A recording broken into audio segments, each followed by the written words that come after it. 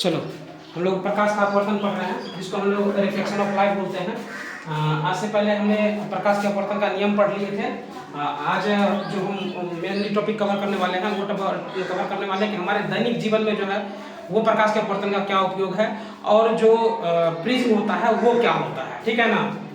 तो आज वही टॉपिक कवर करने वाले हैं। तो प्रकाश के अपवर्तन के दैनिक जीवन में उपयोग सबसे पहला है कि जब प्रकाश की किरण विरल माध्यम से सघन माध्यम में जाती है तो वो क्या होती है, अपने अविलंब से जो है क्या होती है, अविलंब की ओर मुड़ जाती है। और यही जब इसका उल्टा होता है, जब ये सघन माध्यम से विरल माध्यम में जाएगा तो वो क्या होगा, अपने अविलंब से क्या होगा, दूर हट जाएगा, ठीक है। जब विरल से सघन में जाएगा तो क्या हो जाएगा, अविलंब की ओर आ जाएगा, और जैसे ही सघन से विरल में जाएगा क्या हो जाएगा, अविलंब से दूर हट जाएगा। लेकिन यही प्रकाशीय किरण जब सीधे लंबवत पड़ती है तो वो क्या होती है, सीधी निकल जाती है, वो किधर भी नहीं मुड़ती है ना। ये क्या होती है, सीधी निकल जाती है।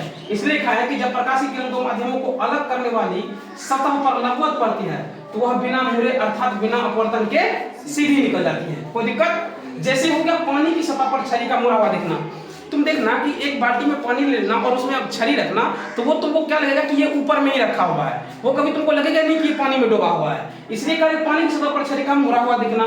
दूसरा क्या कि पानी में पैर लटका कर बैठने पर हमें अपना पैर मुड़ा हुआ और छोटा दिखाई देता है। ध्यान से देखना, जब कभी भी शांति से आराम से बैठ जाओ, पानी में साफ पानी हो तो तुम पैर को लटका करके बैठना, वहां पर देखना कि तुम्हें अपना पैर मोटा दिखाई देगा और लगेगा कि ये मुड़ा हुआ पैर है मेरा, जबकि वैसा होता नहीं है। होता किसके कारण है, प्रकाश के अपवर्तन के कारण होता है, ठीक है।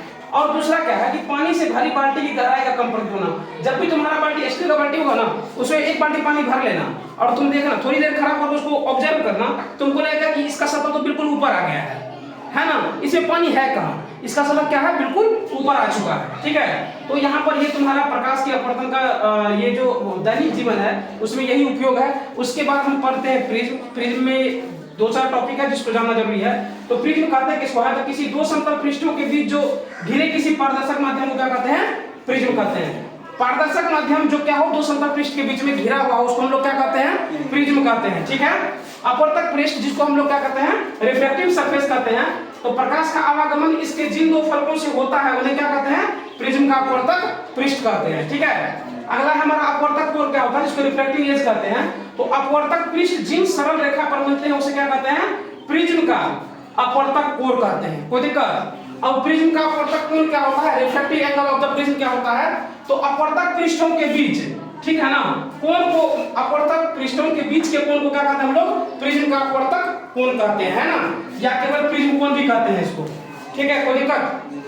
अगर प्रिज्म का आधार क्या होता है, बेस ऑफ प्रिज्म, तो अपवर्तक कोण के सामने वाले पृष्ठ को क्या कहते हैं, प्रिज्म का आधार कहते हैं। जो अपवर्तक कोण है ना उसके सामने वाले पृष्ठ को क्या कहते हैं, अपवर्तक प्रिज्म का आधार कहते हैं। प्रिज्म की मुख्य काट क्या होती है, जिसको हम लोग प्रिंसिपल सेक्शन कहते हैं।